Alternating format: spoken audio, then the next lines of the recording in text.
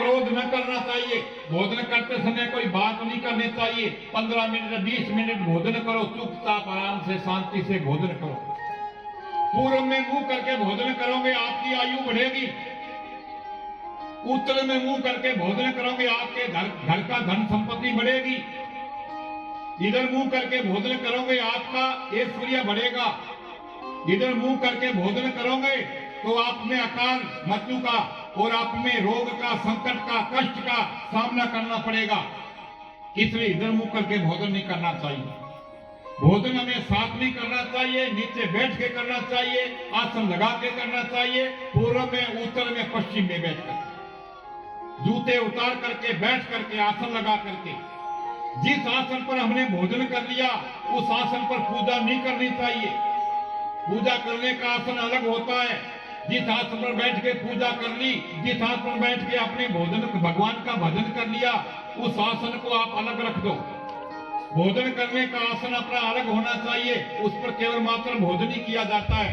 अगर उस पर आपने पूजा कर ली तो आसन आपका जूठा हो जाएगा।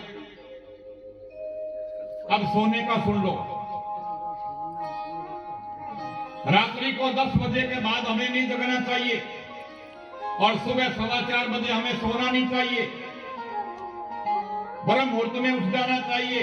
2 लोग ब्रह्म मुहूर्त में नहीं उठते, 11 बजे तक उठते हैं। सूर्य इतना बड़ा आ जाता है, उस घर में दौलत आ जाता है, उस घर में यह लक्ष्मी आ जाती है, उस घर में आदि व्याधि आती है। जिस घर में सुबह सुबह ब्रह्म मुहूर्त में स्नान ध्यान करके सबसे पहले माताओं को एक कलश भरना चाहिए पानी का। पहले तो हमारे घरों में पलिंदे होते थे, पहले तो हमारे घरों में पलिंदे होते थे। माताएं एक घड़ा सुंदर धो करके ताजे जल का भरती थी। नल से भरो चाहे कुंड से भरो, परंतु आजकल वो पलिंदा भी नहीं है, कुछ भी नहीं है। कोई बात नहीं, एक तांबे का कलश रखो। सुबह सुबह उठते ही स्नान ध्यान करके तांबे के कलश में जल भर के एक रखो पूजा घर में। उसके बाद में फिर रसोई की सफाई करो, गंगा जल डाल करके थोड़े चूल्हे को साफ करो। और सुबह सुबह जिस घर में जाग जाते हैं सारे लोग, भगवान की पूजा होती है, घर में सफाई होती है, उस घर में दार्द नहीं रहता, उस घर में लक्ष्मी नहीं आती।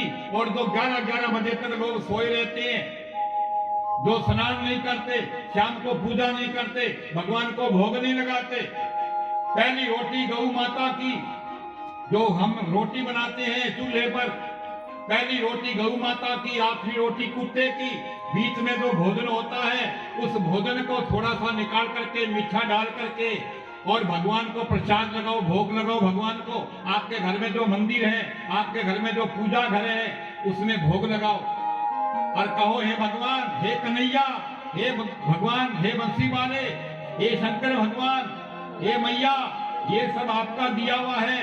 ऐसा भाव करके उस प्रसाद को आप अपने सास को, अपने पति देव को, अपने बच्चों को खिलाएंगे।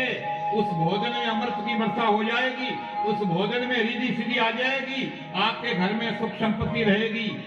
और आपने न तो गौ ग्रास निकाला, न आपने भोग लगाया और उस भोजन को आपने ग्रहण कर लिया, तो फिर देखते देखते आपके सब कुछ होते होते घर में आपको आदि व्याधि, चिंता, परेशानी, कलेश बिना मतलब का आपके घर में होगा। ये आपको जो है 41 दिनों तक करके देख लो, 41 दिनों में आपका जीवन बदल जाएगा। बहुत सी बातें बताने वाली है, परंतु क्या करें, समय बहुत कम है। 7 दिनों का समय पंख लगाकर उड़ जाएगा। अभी 9 तारीख आ जाएगी, पता ही नहीं लगेगा। 9 तारीख के दिन हवन होगा, अमावस के दिन।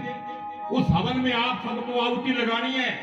आप अपने पवित्र हाथों से आहुति लगाएंगे और आप इस ज्ञान यज्ञ में आप सभी जो है इसके भागीदार बनेंगे, तभी आपका ज्ञान यज्ञ सफल होगा।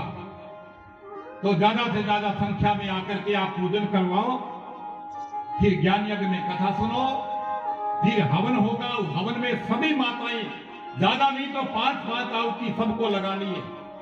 ये ज्ञान यज्ञ किसी एक व्यक्ति का नहीं, पूरे नगर का है।